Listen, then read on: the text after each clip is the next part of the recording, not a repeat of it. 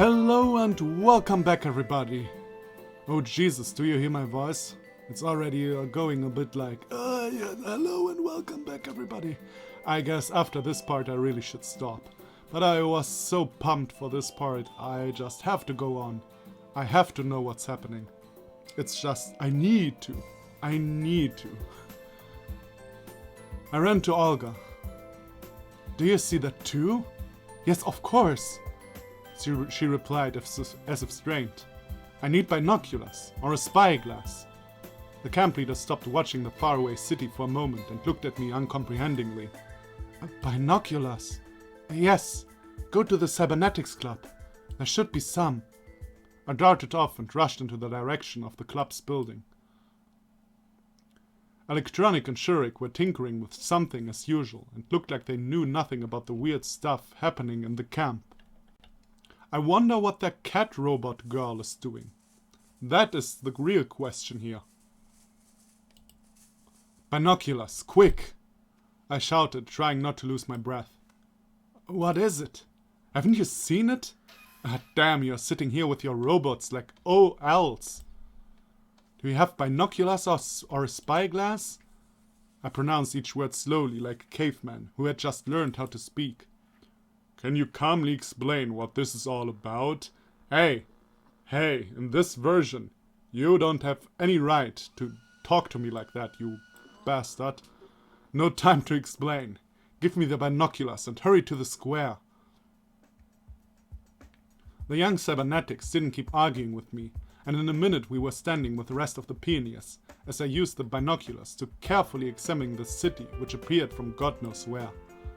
At first glance there was nothing special about it, and it gave me an impression of being from my time, the beginning of the 21st century. Ad boards, satellite dishes, pompous shop signs, modern cars. Give those to me! The camp leader snatched the binoculars from my hands. So, is that your world? I turned around and saw Yulya standing next to me. You said no one should see you. Yes, but... She was lost in thought. No one sees me right now. The pioneers didn't pay any attention to the strange girl with cat ears, too occupied by watching the far-off city. Do you know what it is? And why? No, she answered after a short pause. There was nothing like this before. Nothing at all. And what was there? Well, you came, then left, then came again. And what did you do all the time? I told you before. I was preparing supplies for the winter. I totally couldn't understand. Does Yulya really not consider the situation even a little bit strange? Or is she just good at role-playing? However, who would need to push on such a show for my benefit alone? I'm nothing but a guinea pig in a cage. I don't believe you. You should know something. Semyon. I turned to the camp leader. I have no idea what all of this is about, but it looks very strange. We should call the police. Olga reacted in the usual way, like a normal person would in such a situation. I turned back to Yulya to triumphantly inform her about it, but the cat girl had already disappeared. What can it be? The camp leader said quietly, not addressing anyone. Is this the work of the strange pioneer? Or is this the work of some Semyon that got out of here? I don't... If Yulya really does not have to do anything with it. Strange things going on in Sovyanok. I didn't know if I should tell her about myself, about the future, about traveling to the past. How do I know that the city really is from my time? Could it be just another illusion, and the behavior of pioneers is just part of it? And what if it isn't? This... I didn't manage to say anymore. Cool! Cool! Ulyana shouted, appearing from nowhere. Let's go and check it out. Oh yeah, they must be expecting us. Wait a moment, we should think it over first. Lena came up to us, but didn't say anything. What do you think, Semyon? Slavia asked and stared at me, as if expecting an immediate answer. And actually, why should what I think about it matter? What is the difference between me and them, which makes me all-knowing? What does it matter that I am new to this world? The things that are happening are as obscure to me as for any other local. I have no idea. Indeed, let's go and see for ourselves. It doesn't seem to be too far. But it's dangerous.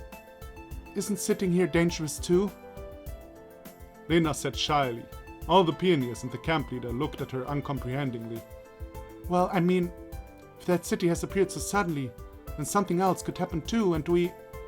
She seemed to be getting completely confused, and she stopped talking. Well, she is right, Alisa said in a lazy voice. I certainly don't understand what this is all about, but I'm not going to just sit and wait till something else happens. So, if no one else is going to... And me! And me! Ulyana interrupted her. Well, what then?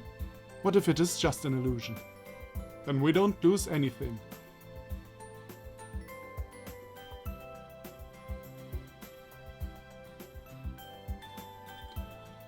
Oh. Oh. You know what? Maybe the harem ending will be they enter the real world and everyone gets normal again, and this is somehow then the harem ending. So the harem ending is not in Sovyonok or something, the harem ending is in the real world. Or something like that. Or whatever that is then, the back city. I mean, a harem ending with Ulyana doesn't work anyway, you know, in Sovyonok timeline, without getting probably in trouble. So... probably something like that. Then we don't lose anything. But we're first doing the Yulya ending anyway, so we'll see later about that. I was a bit surprised by the locals' urge to find out the nature of this phenomenon, because before they had avoided any conversation related to my appearance in this world. Maybe it's a riddle inside a riddle. Like two enclosed spheres, we are all within the shell of the outer one, where everything is clear for them but alien to me, and that city is just the intersection of the two spheres. However, if it is true, then I should be located on the boundary, but knowing anything about one or the other. Olga was doubtful. Everyone else waited for approval or strict prohibition. Nothing surprising about that. In the life of the camp, organized as a switch watch, she was a tyrant and a despot, but when the boundaries of Sovyonok expanded and a mysterious opponent appeared from beyond them, she couldn't keep the reins of power in her hands, started to panic, to feel restless on the throne, which was losing its appeal. Man, basically you did all the time, everything you wanted. It's not like Olga was that bad to you, you're a fucking asshole. This may be the right time to start acting with confidence. I think we should go and check it out. How long should I sit here, trying to look for some answers? Where do I find them? In the canteen? In the camp leader's cabin? Near the Genda statue? I have nothing to do here, especially when such an opportunity comes across. But... Olga shyly objected. What if we are already dead or something? I had to motivate the others in some way, but I hadn't decided to tell them all about myself. How's that dead? An expression of terror filled Lena's face. I'm not talking literally, but anything could happen. We can't tell for sure what is going on here, so any theory has to be considered. Lena started crying, and Slavia tried to comfort her. It's even more fun that way. And here's Ulyana, for whom even death itself may not be a good reason to act calmly. We should go in any case, Alisa said cheerfully. I turned around and looked at Shurik and Electronic. Well, we'd better stay here, try to measure it, make calculations. I see. So, the girls and stuff are from this world. And no, the girls are from Semyon's world. And you guys, you can't leave Sovyonok, because you're not from the real world. Is what I gather from that. At least that would make sense. I didn't actually expect any help from these two. Then you should get ready, prepare everything you may need. Olga started to busy around. Flashlights, warm clothes, walkie-talkie. Do you have a walkie-talkie in the club? She addressed the cybernetics. They nodded in the affirmative. In half an hour, the investigation team gathered at the square. Me, Alisa, Lena, Slavia, Ulyana. I was given quite a heavy backpack, packed with warm clothes, flashlights, some other necessities, and in my hands I held a shortwave walkie-talkie. I could certainly manage to walk those 2 or 3 kilometers wearing it on my shoulders, but why not distribute items among everyone? Well, you know... I dropped the backpack on the ground and looked at the camp leader. I am the only man here, and you immobilize me. Everyone should carry their own share. The girls hesitated. The first one to come to the backpack was Yulya. She took a flashlight and a warm jacket, grousing. The rest of them followed her example. He's totally right. Not that his backpack is very heavy, but still, why can't everybody in this situation wear his own shit? I didn't expect such boldness from myself, and expected even less from them to agree without question. Even the local pioneers may try to behave logically in critical situations. True that. After a couple of minutes we were at the camp's gates. I hope you understand that I can't go with you.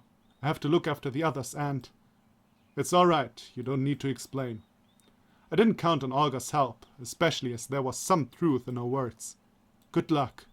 And don't forget that you have the radio. Why do we go that way? Oh well. The summer sun scorched us mercilessly.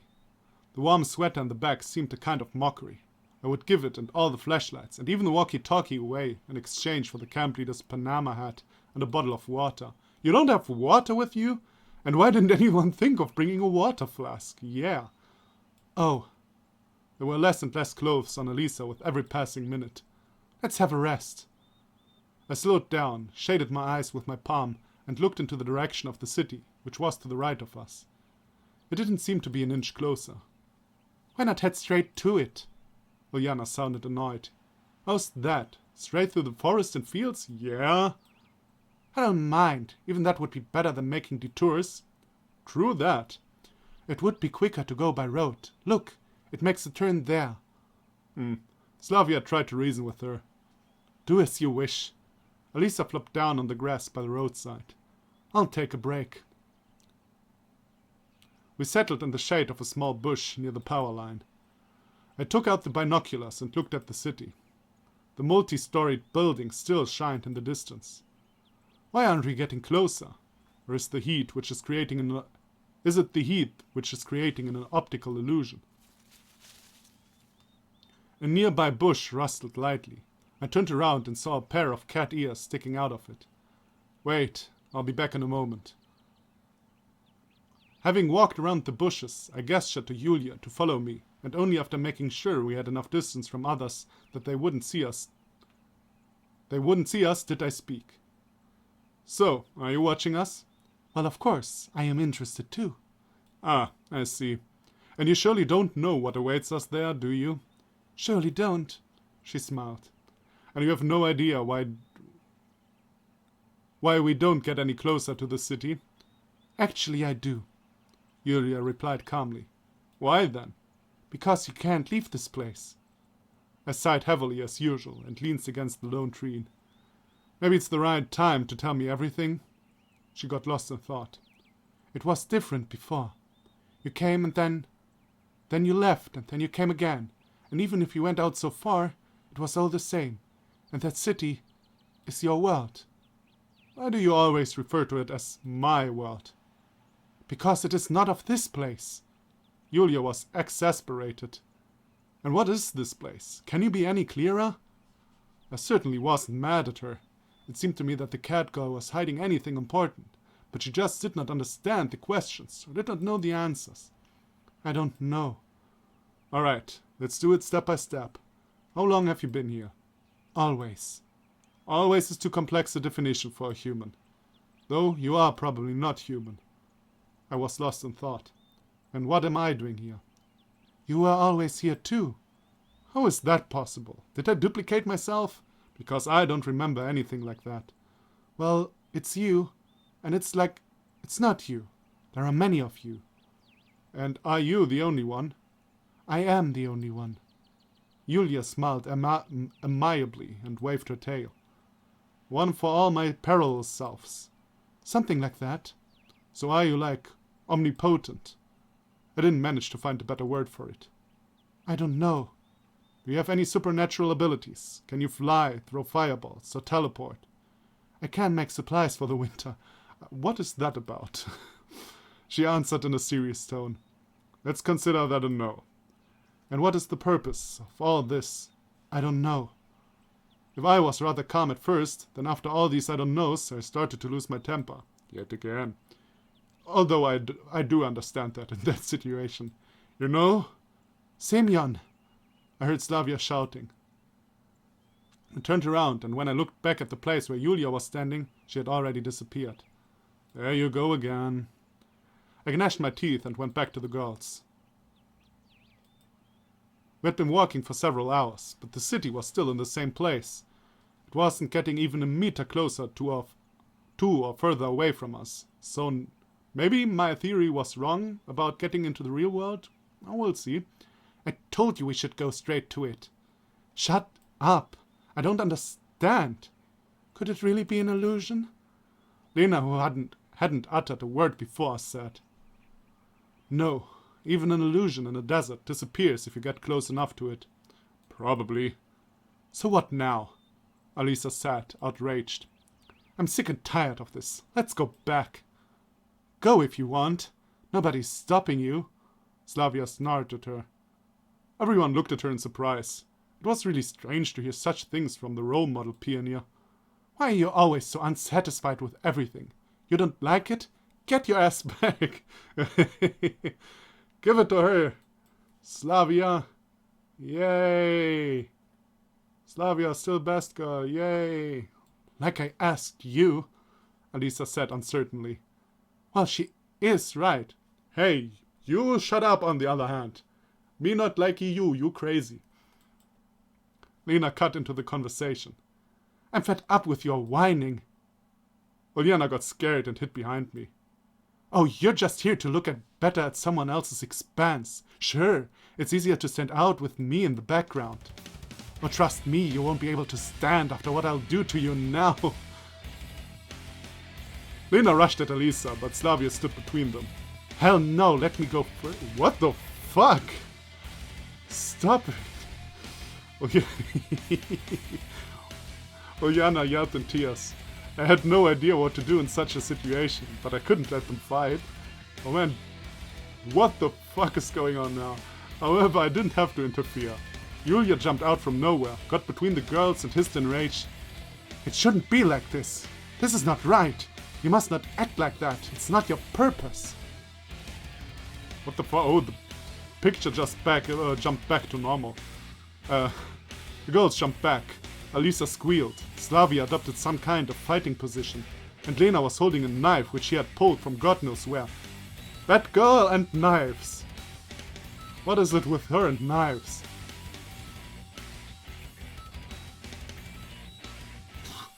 Who are you? Who is it? What is it? I couldn't tell if she was addressing Yulya or me. Oh, wait. I stood between them and the cat girl. I can't explain everything. It's like I'm making excuses. To who? And for what?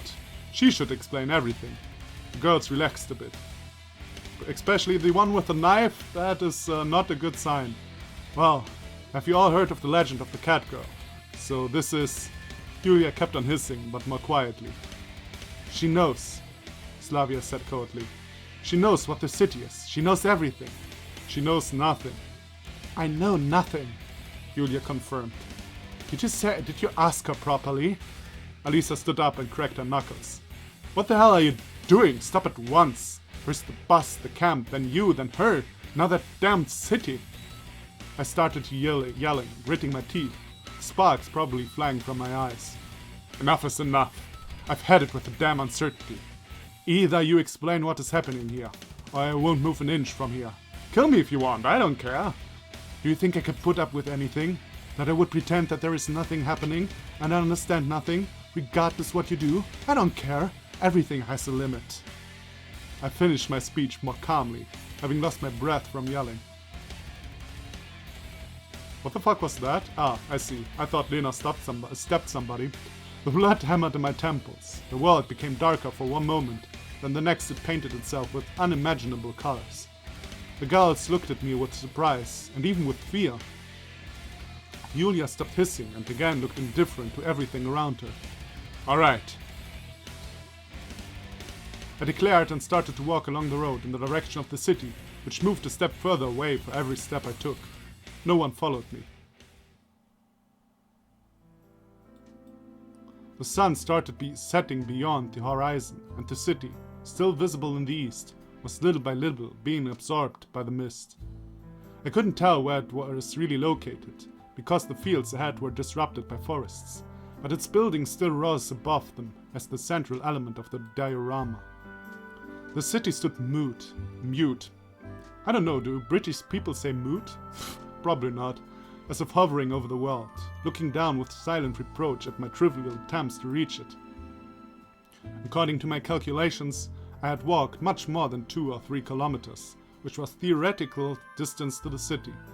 I stopped to rest in the shade of a couple of times, and the evening coolness became my savior.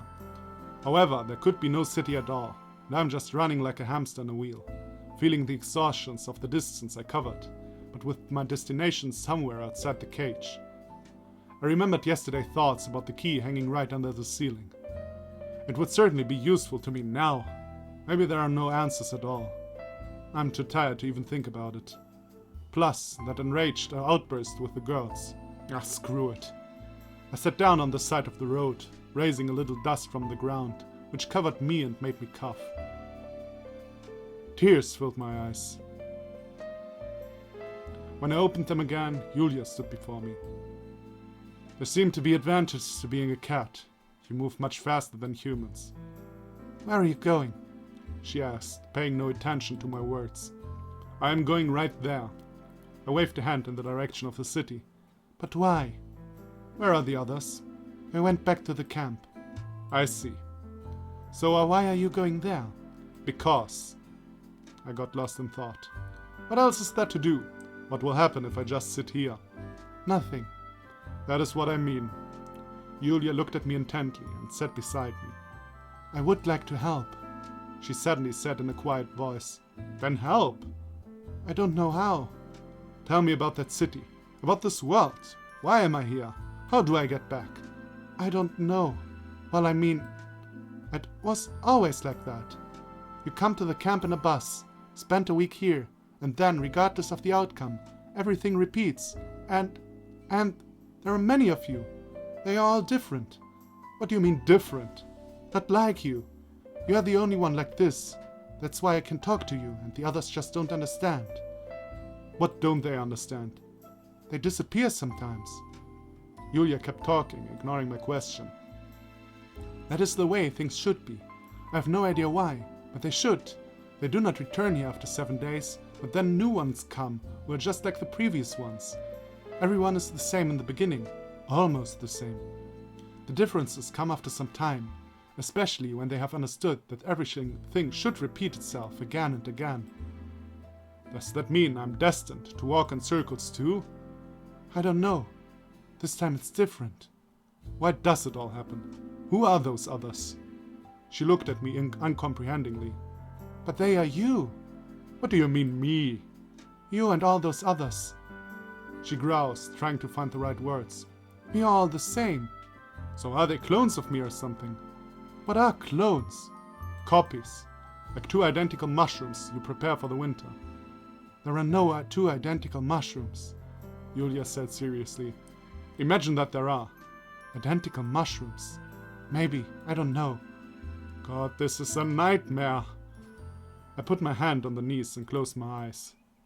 We sat in silence for several minutes. I really wanted to understand what was on Yulya's mind. After all, even if she really knows nothing, then she should at least have some thoughts about things that are happening. Okay, what should I do? I asked in a serious tone. She looked at me uncomprehendingly again. What would you advise me to do? I don't know. What would you do in my place? Me? In your place? But that wouldn't ever happen. Yulya laughed loudly. You are you and I am me. Just imagine if you have your mind, then you should have an imagination. Well, I wouldn't change anything. Why not? Because it is the way of things. It is better and less troubling this way. So it is less troubling to sit in this camp and wait for endless repetitions. Yes. I couldn't agree with that. Just couldn't. As long as it's in my own power to change something, or even just to try, I have to act. I rose up from the ground and marched forward towards the distant city, visible in the crimson rays of the faraway sunset. Where did I read east? The road took a sudden turn at last. The buildings, which were just rising above the trees before, disappeared from my sight. The country landscape in front of me was replaced by industrial suburbs. It was dark already. Scattered bright stars filled the sky, still visible from where I stood, but disappearing above the city, which was full of distant lights from windows and street lamps. A silent dark night reigned behind me, interrupted only by the warbling of a sleepy night bird, the rustle of grass, and the monotonous buzzing of insects. While in front of me there was a human anthill, which couldn't stop talking even for a minute. What? Happily winking with thousands of lights and shouting with, "Oh, that is a metaphor, I see." The road I walked seemed stranger. It was empty, as if deserted, used by neither cars nor people. Like a narrow path, leading away from this world into another one. Yulya walked in silence beside me all this time. "Why are you here?" I asked quietly. "I have to be with you." "Why?" "It is strange. The city always was on the right side, and now it's in front of us." She ignored my question. "Not much stranger than everything else. I've walked about 10 or 20 kilometers, and it's still so far away." "Far away?" "We may never reach it." I stopped and tried to imagine what awaits me there. Is that city similar to my home one? What is its architecture like? Who lives there? And why did I come to the conclusion that there are any people there? That it isn't just an illusion, one of the lame tricks of this sick world. Even Yulya says that she's seeing all this for the first time. What was that? Oh, suddenly the walkie-talkie. I still had it with me. It made a nasty I guess it's that. It made a nasty sound, and the agitated voice of Olga said, "Semyon, do you copy? Semyon." After a moment I pushed the button and answered, "Yes." "Semyon, so much is happening. Come back at once." What is it? What happened?" I asked without much interest. The camp leader, the pioneers, the whole camp was left far behind. Not just a dozen kilometers, but much further. Everything that happened in the last few days lost any meaning. Like a nightmare you start to forget. Now, when there was a real world in front of me, I had no other choice but to believe that when I reach that city, everything will end. "Semyon, hurry. There's no time to explain. It's a disaster." The static grew stronger, drowning out the camp leader's voice. "Will you go?" Yulya asked, agitated. "Where? Back there? No. Why would I?" "But..." "You want me to go back?" "I don't know. What do you want?" "Really, what do I want? To get to that city, what I've been doing the whole day? Or something more global? To escape from this world? And what if something bad actually happened back then?" The thought sent a flash of pain in my head. Something happened to Slavia, to Lena, to Ulyana, even to Alisa. And why is the question, why would I care, not bothering me now? But yes, I do care. I got so much closer with him recently. I had really got used to the life of the camp. But what will happen to the city? Would it disappear as suddenly as it appeared? And what if everything went the way Yulya described? No, I should not allow it. The walkie-talkie hissed, but it didn't. I didn't want to turn it off, in case I heard something again. "So, what have you decided?" I had to make a decision. So...